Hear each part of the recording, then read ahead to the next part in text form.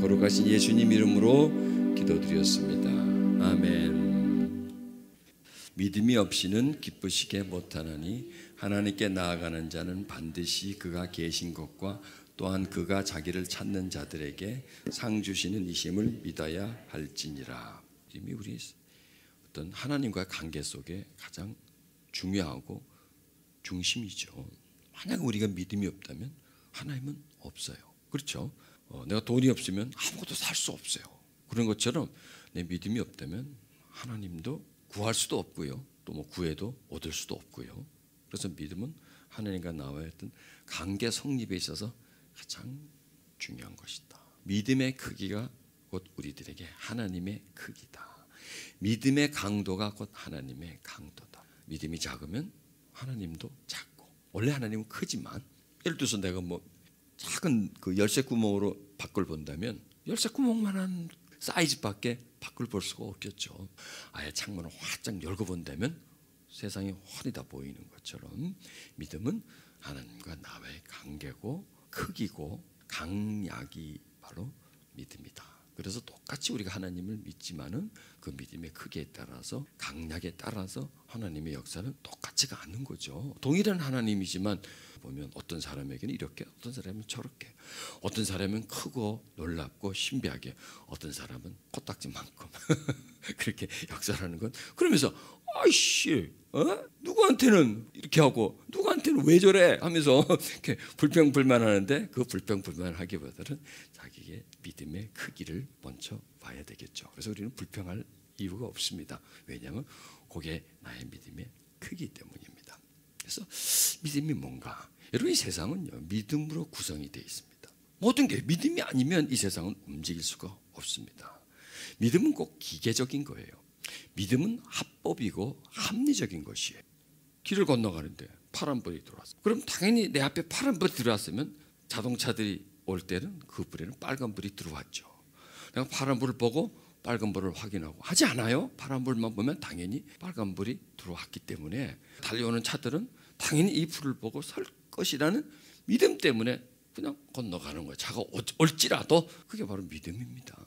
지하철역에 가서 기다리는 건 지하철이 올 거기 때문에, 비행기에서 기다리는 건 비행기가 올 것이기 때문에, 비행기를 떡 타는 것은 이 쇠덩어리가 이 많은 사람과 이 많은 짐을 싣고 후 떠서 목적지까지 가줄 것이기 때문에 믿음화되어 있어요. 다른 말로 하면 습관화되어 있어요. 믿음은 어떤 습관이다라고 말할 수가 있습니다. 믿음 습관은 뭐예요? 당연히 그렇게 될 거니까 믿어요. 믿고 하는 거예요. 그게 습관이에요. 길을 건너갈 때도 그게 습관이에요. 믿음이면서 또한 습관이라. 자, 이거 생각하면서요, 처음에는 습관이라는 생각은 해보지도 않았는데, 야, 이게 믿는다는 것은 이게 하나의 습관이구나, 반복되는 것이고 이것은 하나의 생활화되어 있구나. 그러니까 우리가 현실에서요, 믿는다는 것은 생활화가 되어 있습니다. 그게 완전 습관화가 되어 있으면서 믿음, 습관, 생활화, 이 세상이 움직이는 거예요. 그렇다면 우리가 하나님을 믿는데 우리 믿음이 습관화가 되어 있나요? 얘기를 해보세요. 우리 믿음이, 예배는 습관화가 되어 있어요. 뭐 주일 있는 건 예배 오고. 그런데 그 믿음이 습관화가 안 돼 있어요. 그렇죠. 믿음이 그냥 믿는 자체가 쉽지가 않죠. 어려워요.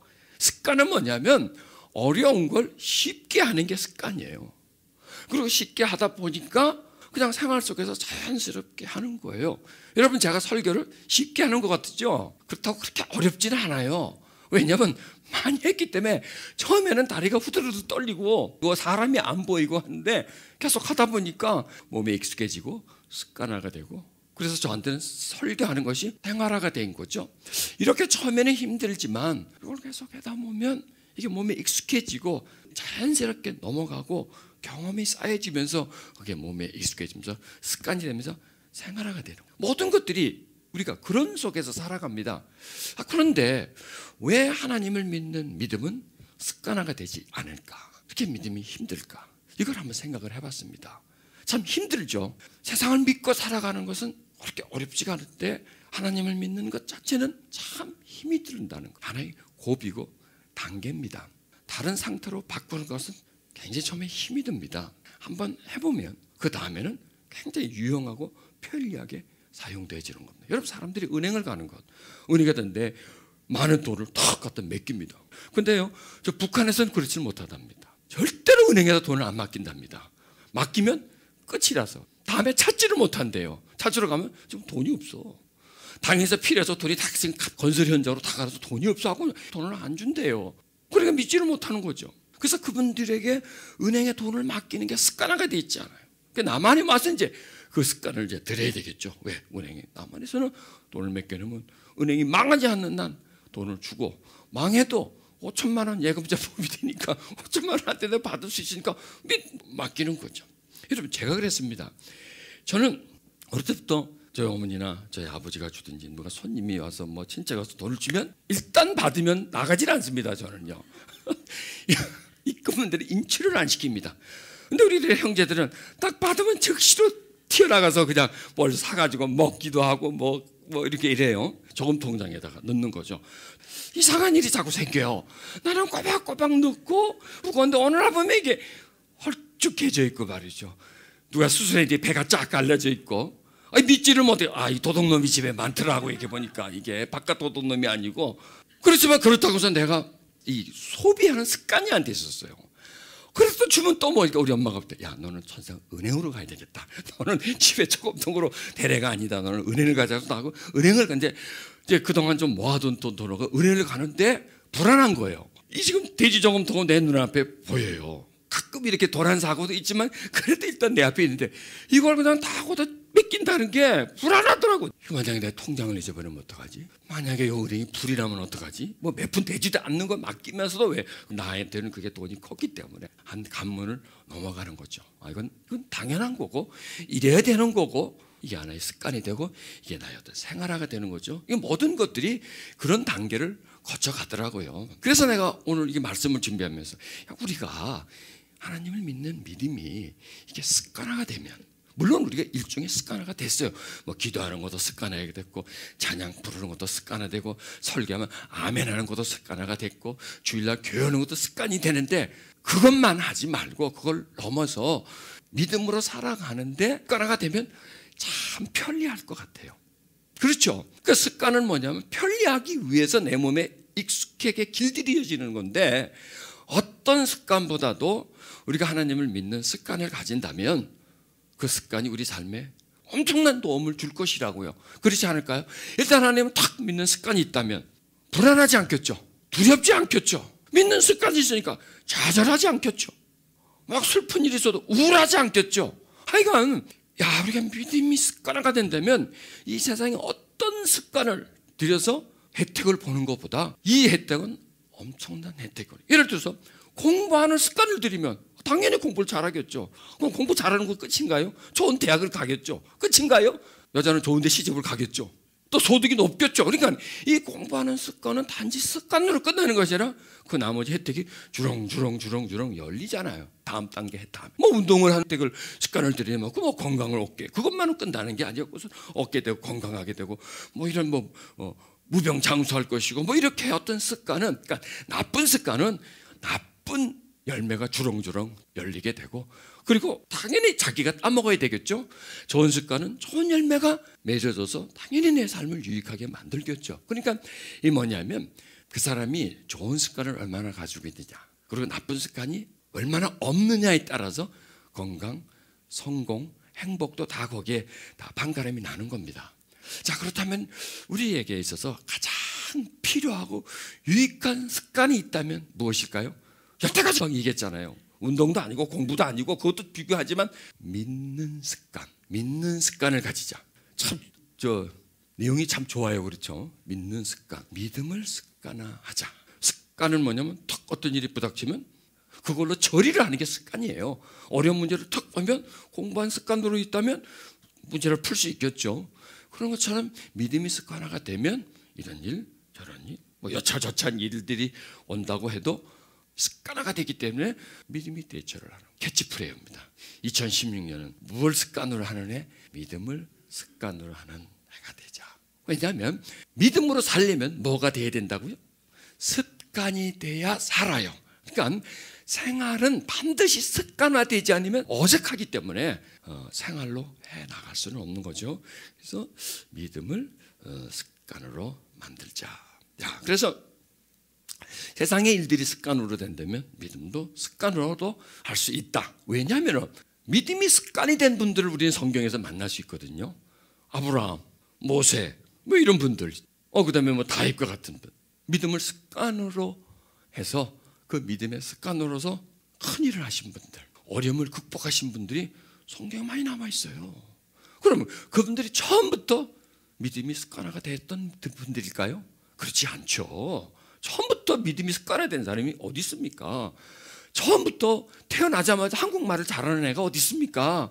듣고 배우고 실수하면서 나중에는 모국어처럼 말을 하는 것처럼 믿음의 DNA를 가지고 태어난 사람은 없거든요. 살면서 믿음이 절대적으로 필요하다. 믿음으로 살아야 되겠다고 마음의 각오를 하고 그리고 믿음으로 계속 도전을 해본 사람들, 믿음을 통해서 한 난간을 극복하고 불가능한 것 같은 일들이 가능하게 되는구나, 절망할 수밖에 없는 일이 소망으로 바뀌는구나, 이런 것을 이제 습득하게 되면서 믿음이 참 좋은 거다. 믿음으로 계속 살다 보니까 습관화가 된 거죠. 어느덧 몸에 익숙해지고 그 믿음으로 살아가는 것. 믿음은 뭐냐? 쉽습니다. 하나님을 믿는 겁니다. 믿음이 없으면 기쁘시게 못하나니. 믿음 뭐냐? 하나님을 기쁘게 해드리는 근거예요. 하나님을 자극시키는 거예요. 그러면 하나님은 반응할 것 아니겠습니까? 그게 바로 믿음이에요. 그러니까 믿음으로서 하나님을 자극시키면 기쁨으로서 반응한다. 요거예요. 딱 아주 원리는 참 간단합니다. 믿음은 뭐냐? 하나님에 대한 자극이고 하나님으로서는 기쁨이 우리에게 다가오는 것, 반응이고, 이 상이 뭐냐? 하나님의 기쁨이 우리 속에 오는 거예요. 우리 삶이 기뻐진다는 거예요. 행복한 마음, 행복한 삶이 된다. 이 믿음은 하나의 교환입니다. 자, 이런 이제 물 한 병을 사는데 물 색깔이 좀 우해. 사겠어요? 안 사죠. 신뢰를 못해요, 이 물건에 대해서. 그게 의심이 들어요. 이 진짠가? 이 수돗물 아닌가? 뭐 이렇게 의심이 들어요. 자, 그럼 안 사요. 또 살 때 흐를 떡 주면서 얼마야? 10,000원. 사겠어요? 내가 목이 말라 죽지 않으면 안 사죠, 이거. 집에 가서 먹든지 아니면 어디 식당 가서 물 한 컵만 먹고 깨구르고 하다 누가 이걸 10,000원 주고 사 먹겠습니까? 그게 안 사 먹는 거예요. 이게 뭐냐면 신뢰가 될 때 사고 또 그만한 가치가 될 때 지불을 하는 거예요. 믿음은 뭐냐? 하나님께 우리가 지불을 하는 거예요. 그리고 지불은 끝이 아니죠. 지불하고 값어치를 받는 게요. 그게 뭐냐면 우리 하나님께 믿음을 지불하고 하나님은 우리에게 기쁨을 지불해 주는 교환이에요. 미국 사람은 아주 실용적이라서요. 물건을 살 때 이게 지금 얼마지? 얼마짜리냐? 그리고 언제 세일할 거냐?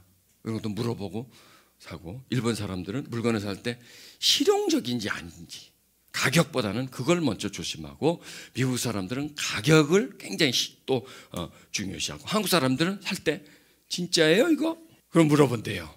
우리 속에는요 불신이 있어요. 기독교 국가에서 자라는 아이들하고 우리처럼 이런 그냥 무속신앙 속에서 자랐고 그 다음에 풍족한 살림 속에서 자라는 민족과 요즘에 참 우리나라도 풍족하지만 몇십 년으로 가면 아주 가난이 찌들었던 사회 아니겠습니까? 먹을 게 아주 힘들던 그런 사회였거든요. 오랫동안 가난이 습성화된 사회에서는 신뢰가 잘 안 가는 거예요. 불신들이 우리 속에 있어요. 하나님에 대한 신뢰가 잘 없어요. 이거 하면 될까? 이게 진짜일까? 이런다고 될까? 이런 식으로 장사 물건을 살 때 어떤 이제 의심하는 것처럼 의심하는데, 그걸 이제 우리가 깨트리자. 하나님은 틀림없는 분이다. 믿을 만한 분이십니다. 믿어도 절대 우리는 손해보지 않는다. 믿음은 믿음대로 된다. 이것을 우리 자꾸 확신을 시켜줘야 됩니다. 그리고 하나님은 우리가 믿어드리면 반드시 우리가 믿는 믿음의 가치, 더 많은 것을 우리에게 주시는 분이시다. 자, 믿음이 없이는 기쁘시게 못한다. 여러분 보세요. 자, 우리가 믿어요. 믿습니다. 그 믿음을 내가 지금 믿는데 막 힘들어. 믿는데 내가 굉장히 믿는 자체가 힘들어요. 그런 것도 가치가 있어요. 그렇죠? 힘든 것 자체, 애를 쓰니까 안 믿어지니 자꾸 믿으려고 하고 의심이 오는데도 자꾸 믿으려고 하니까 그게 싼 거는 아니에요. 그걸 이제 돈으로 환산하다면 그래 조금 값이 나가요. 그게요. 그냥 툭툭 나오는 게 아니니까 나한테서 막 저절로 막 나오는 것 같으면 값이 싸요. 근데 막 애를 써야 되니까 안 될 것 같은데도 막 노력해야 되니까 막 의심이 오는데도 막 믿어야 되니까 좀 힘이 드니까 값을 좀 지불하는 거예요. 손해보는 장사일까요? 손해보는 장사는 결코 아니라 엄청 남아요. 남는 장사다라는 거예요. 남는 장사. 우리 믿지는 장사는 하지 마요. 절대로 하지 말고요. 남는 장사를 하는데 이왕이면 많이 남는 장사를 해야 우리가 도움을 볼 것 아니겠습니까? 믿음은 뭐냐?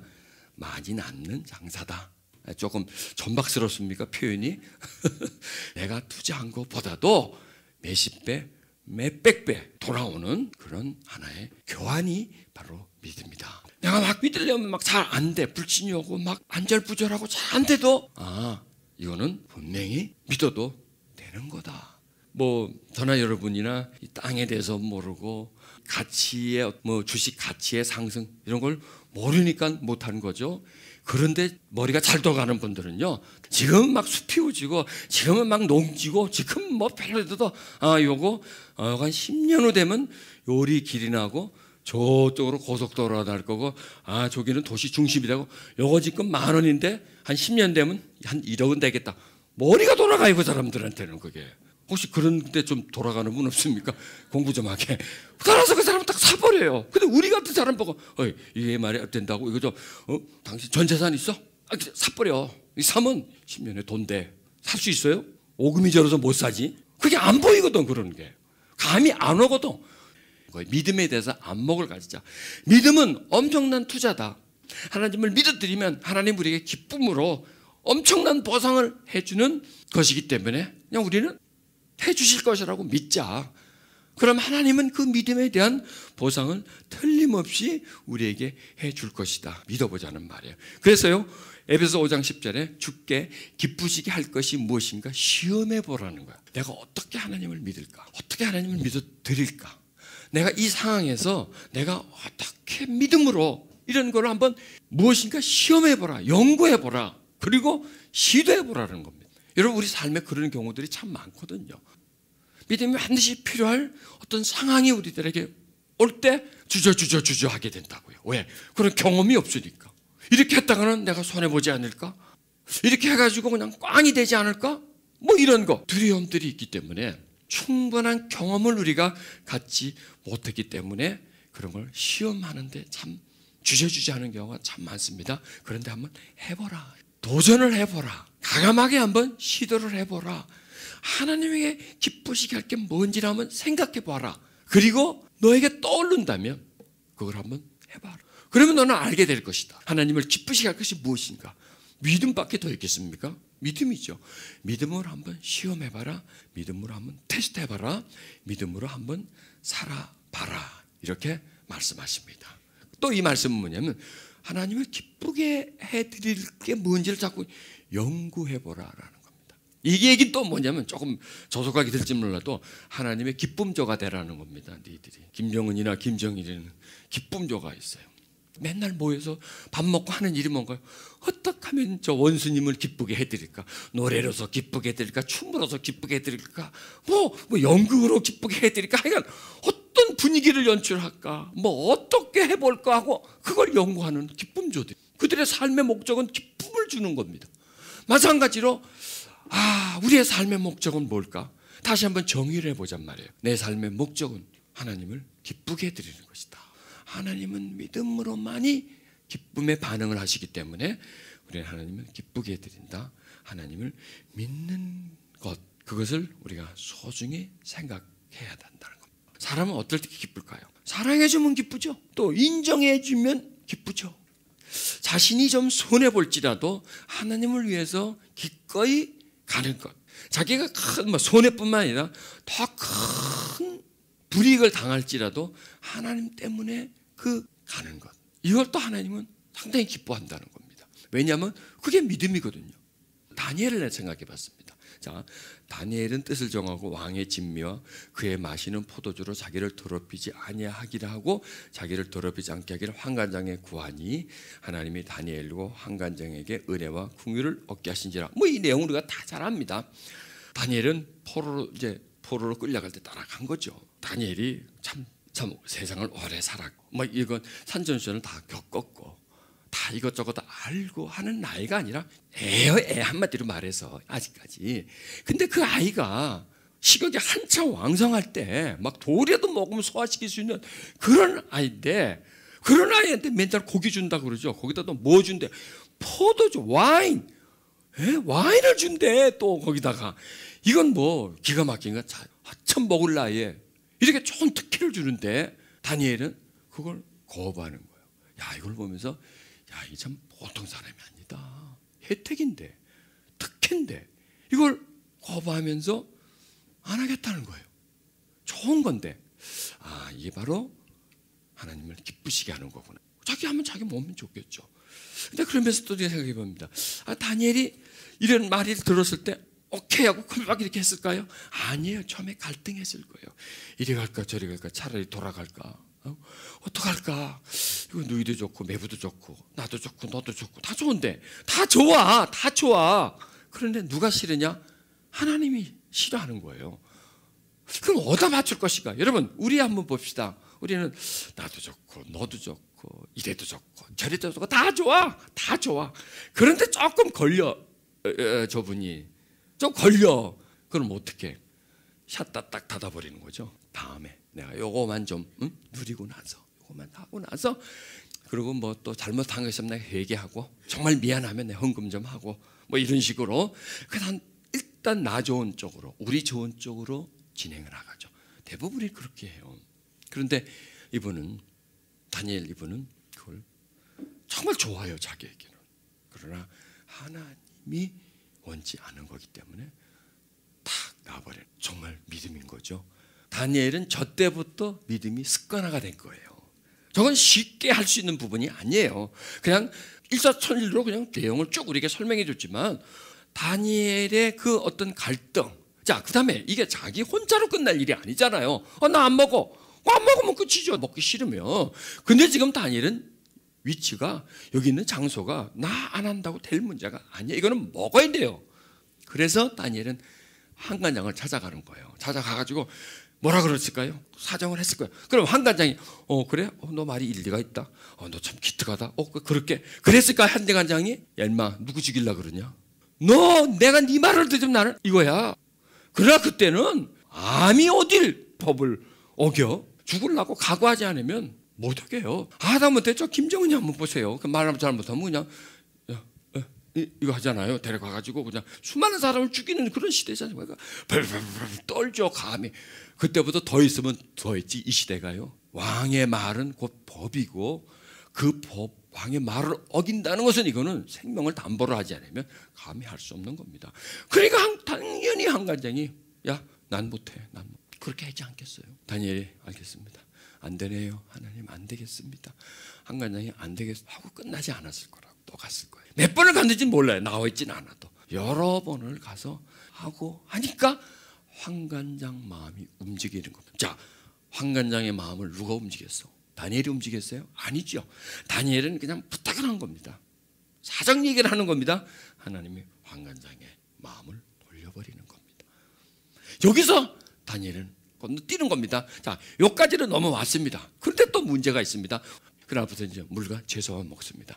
딴 애들은 막 고기를 뜯습니다. 앉아가지고 그걸 보면 얼마나 배고플까요? 그런데 그것만 먹는데 여기서 또 하나님의 기뻐하심이 어떤 역사가 나타나는 거죠.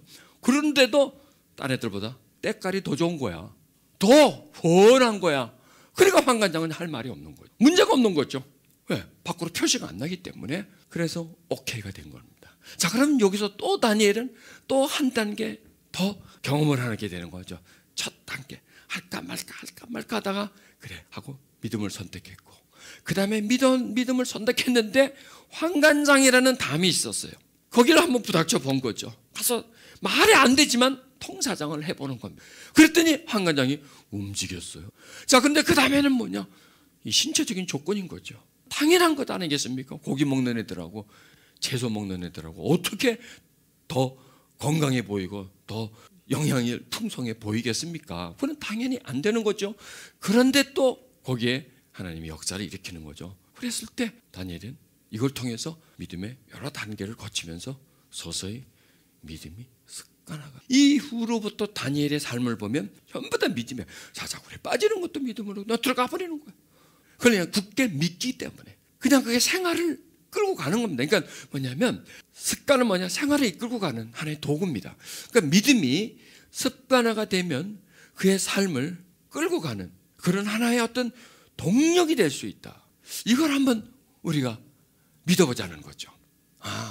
믿음을 습관화시킨 다니엘을 보면서 그냥 쉽게 지난 것 같지만 한 단계를 그 믿음으로서 극복해 가면서 다니엘에게 믿음이 장착이 되어버리는 겁니다. 믿음의 경험이 쌓여지면서 어떤 상황이 딱 부닥치면 주저주지 않고 그냥 나가버리는 거예요. 어떤 문제를 딱 오면 이걸 막 궁리해보고 이래볼까 저래볼까 하고 믿음 아니고 믿음과 그대가 믿음 아닌 것 이 둘 중에서 어떤 게 맞지? 이렇게 방황하지 않는 거예요.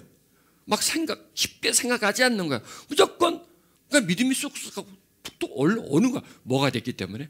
습관화가 됐기 때문에, 활성화가 됐기 때문에, 믿음으로서 뭔가를 경험해 봤기 때문에 이번 일도 어려워. 그러나 믿음으로 이것은 넘어갈 수 있어. 이건 굉장히 높아. 이건 믿음으로도 이건 헤쳐나갈 수 있어 하고 그렇게 믿음이 되어버린 겁니다. 다니엘뿐만이 아니라 다른 모든 믿음의 과정들을 보면 아브라함도 처음부터 믿음이 그랬었나요? 아니죠. 하다가 쓰러지고 하면서 결국 그런 믿음이 습성화돼서 나중에는 아들까지도 배를 가르려고 말이죠. 번제물을 바치려고까지 할 수 있었던 힘이 무엇이냐? 믿음이 그 사람의 지정의 속에 자리를 딱 잡았기. 믿음이 그의 어떤 그 선택에 있어서 믿음으로 가게끔 이렇게 자리를 잡았기 때문에, 활성화가 됐기 때문에 이 말씀 도전을 줍니다. 그냥 옛날 과거의 말씀이지만 믿음을 습관화하는 데는 어렵다. 난간이 있다. 그러나 그 난간을 하나하나 제치면서 한 단계 올라가면 믿음이 습관화가 될 수가 있다. 나는 지금까지 그냥 믿음을 그냥 믿음이다라고 생각했는데 믿음을 습관으로 발전시키는 단계를 나는 몰랐다. 아니, 믿음과 습관과 연결이 안 돼 있어. 이 개념 자체가 없었던 거예요. 그런데 이 말씀을 준비하면서 믿음의 거성들은 다 믿음이 습관화가 됐기 때문에 고비를 믿음으로 다 넘긴 사람들입니다. 그 삶이 우리에게 정말 본받을 삶으로 나타나는 것이죠. 믿음 참 좋은 거야. 정말 좋은 거야. 근데 설명할 수가 없네요. 뭐라고. 믿음이 좋은 것으로서만 끝나면 안 되고 믿음은 습관화가 돼야 돼. 생활로 파고 들어올 수 있어. 면허증은 있는데 장롱 속에 있는 거. 그래서 장롱 속에 면허증 갖고 있는 분들이 나 10년 무사고야. 그럼요, 사고 안 났지. 나 운전하면서 한 번도 나 신호위반도 안 해봤어. 장롱 면허증인데 운전을 안 해봤는데 그 면허증을 가지고 자동차로 운전을 해야 돼요. 물론 가다가 신호위반 할 수도 있어요. 모르고 하다가 접촉사고 날 수도 있어요. 그러나 그걸 통과하면 모범 운전서가 되는 거죠. 자유자재롭게 운전을 할 수 있는 거죠. 그러면 운전은 그의 습관이 되고 그의 생활이 되고 그 사람을 편리하게 해줄 거잖아요. 어디든지 갈 수 있으니까. 안 그러면 남에서 차야 되고 사정해야 되고 운전을 함으로 인해서 편리해지는 것처럼 우리가 각인을 시키면 됩니다. 믿음, 그다음에 뭐예요? 습관, 그다음에 뭐예요? 생활. 여기까지 한번 가야 되겠다. 믿음이 생활화가 되도록 그렇게 우리를 만들어 가도록 하십시다. 아멘. 우리 찬양 같이 드리시면서요, 우리 같이 기도하는 시간을 가지십시다. 하나님, 우리 시간 오늘 말씀을 가지고 우리 다 같이 기도하십시다.